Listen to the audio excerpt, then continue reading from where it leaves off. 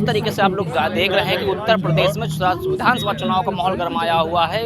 कानपुर नगर के हम आए हैं गोविंद नगर विधानसभा सीट में, जहां पर समाजवादी पार्टी के प्रत्याशी सम्राट विकास यादव जी से रूबरू होते हैं और जानते हैं कि इस बार उनकी क्या रणनीति रहेगी। आपको बता दें कि इससे पहले पंचवर्षीय में भी समाजवादी पार्टी ने इन पे भरोसा जताया था, परंतु सिर्फ निराशा हाथ लगी थी। परंतु इस बार ऐसी कौन सी नई रणनीति है, ऐसे कौन से मुद्दे हैं जिनके दम पे आज से दोबारा इस विधानसभा में आए हैं और क्या तरीका रहेगा इनका इस पर, यदि ये भी विधायक बनते हैं जनता के हित में क्या जन कल्याणकारी योजनाओं को धरातल पर उतारेंगे।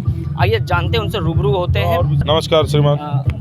आप पर समाजवादी पार्टी ने दोबारा उम्मीदवारी का टिकट दिया है, आप पर भरोसा जताया है, तो क्या ऐसा क्या रहा सरकार के प्रति और जनता के प्रति जो आपका इतना युवा में इतना फेमस चेहरा हो गया है, ऐसा क्या कहना चाहेंगे युवाओं के बारे में? देखिए, युवा जो है सम्मान चाहता है और युवा जज्बाती होता है और हम हमेशा युवाओं के सम्मान के लिए भी लड़े और बुजुर्गों, माताओं, बहनों के भी सम्मान के लिए लड़े। हमने लगातार यूँ कह लीजिए कि पूरे कानपुर में, गोविंद नगर ही नहीं, पूरे कानपुर में अगर कहीं कोई दबाया सताया गया तो सबसे पहले खड़े होकर उसके हक में खड़े होकर उसकी लड़ाई लड़ने का काम किया। तो इससे और जनता बड़े पैमाने पे छला गया। 2 करोड़ नौकरी देंगे, इस जुमले से जो छला हुआ नौजवान है वो भी हमारे साथ है और उसको उम्मीद है अखिलेश यादव जी से, और अब आने वाले समय में गोविंद नगर विधानसभा में, चूँकि हम लगातार जनता के बीच में रहे हैं, काम किए हैं, लोगों के दुख दर्द को अपना दुख दर्द समझा हमने, लोगों में विश्वास पैदा हुआ है और पूरे उत्तर प्रदेश की जनता ये चाहती है कि अब ये झूठ बोलने वाले लोग, रोजी रोजगार छीनने वाले लोग, महंगाई लाने वाले लोगों को गद्दी से हटाया जाए और विकास पुरुष अखिलेश यादव को गद्दी पर लाया जाए। देखिए, कहीं ना कहीं भारतीय जनता पार्टी फिर दोबारा या कह लें शिव मंदिर बनारस का और राम मंदिर के मुद्दे, हिंदुत्व की बात कहती नजर आ रही है, तो इस पे आप क्या कहना चाहेंगे? देखिए, अब वो तो उनका अपना एजेंडा है, वो इस तरीके की बातें करते हैं। वो नौकरी की बात नहीं करेंगे, कानून व्यवस्था की बात नहीं करेंगे, वो इन सब चीज़ों की बात करेंगे तो हम लोगों से बड़ा भक्त कौन है? हम तो सुबह से निकलते हैं दरवाजे से, पहले बाबा के चरणों में अपने आप को समर्पित करके उसके बाद जनता के बीच में निकलते हैं। अब हम भी रोज़ वही फ़ोटो डालें, चिल्लाएं, तो वो सब ठीक नहीं है। हम लोग नहीं समझते हैं ये सब काम करें, लेकिन हाँ, हम जनता के बीच में रह के काम करना चाहते हैं और काम करेंगे। वो उनका पुराना एजेंडा है, झूठ बोलना उनका पुराना एजेंडा है। जनता इस बात को जान चुकी है और इस बार उनको पूरी तरीके से नकारने जा रही है।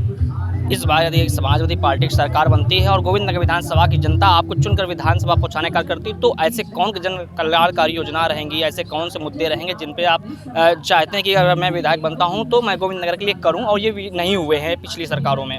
देखिए, सबसे पहला काम तो वो कराऊंगा, गोविंद नगर विधानसभा में जो दक्षिण के लोग हैं उस इलाके में कोई अच्छा अस्पताल नहीं है और अस्पताल उस ज़मीन पे बनवाऊंगा जिसको भारतीय जनता पार्टी के सरकार के लोगों ने यह कह के खाली कराया, नौबस्ता मोरंग मंडी, ये कह के खाली कराया कि यहाँ अस्पताल दिया जाएगा दक्षिण के लिए, लेकिन अस्पताल वहाँ नहीं बना। एक ईंट नहीं पड़ी अस्पताल की और एक बहुत बड़ा बीजेपी का कार्यालय बन के तैयार है कार्नर की ज़मीन पर, और मेरा संकल्प है उस कार्यालय से और 10 गुना अच्छा अस्पताल बना के दूंगा जनता को।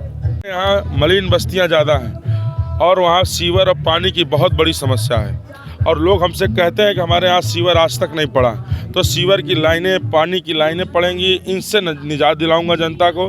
श्रमिक कॉलोनी में रहने वाले लोगों को उनका मालिकाना हक दिलाएंगे, जिनको इतने दिनों से लोग झूठ बोलते आ रहे हैं, जितने जनप्रतिनिधि हो रहे हैं सब झूठ बोलते हैं और हम करवा देंगे, लेकिन वहाँ उस कॉलोनी में रहने वाले लोगों को विश्वास है कि सम्राट नौजवान है, जो कहता है वो करता है और अगर इसको मौका मिलेगा तो कम से कम अखिलेश यादव मुख्यमंत्री होंगे तो इसको वो कराएगा, हम लोगों को मालिकाना हक दिलाएगा।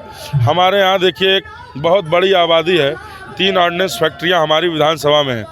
उस फैक्ट्री में रहने वाले कर्मचारी, हमारे बाबा भी फैक्ट्री में थे, तो उसमें फैक्ट्री में रहने वाले कर्मचारी आज मायूस हैं क्योंकि ये जो देश की सरकार है उसको निगमीकरण कर रही है, इसलिए वो मायूस हैं। हमने उनसे कहा कि जैसे ही जब देश का इलेक्शन होगा उसमें अगर समाजवादी पार्टी मजबूत स्थिति में आएगी तो निश्चित रूप से हम अपनी पार्टी के फोरम से, अपनी पार्टी की तरफ से आयुध निर्माणियों का निगमीकरण निरस्त करने की बात को बहुत प्रमुखता से उठाएंगे और नौजवानों के लिए, यूथ के लिए हम आदरणीय अखिलेश यादव जी के जो काम हैं, जो योजनाएं हैं, वो लोगों को विश्वास है उनको मिलेगी।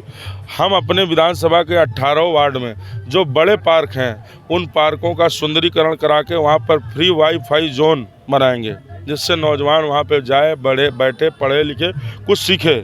इसको ये काम हम करने का पूरा प्रयास करेंगे।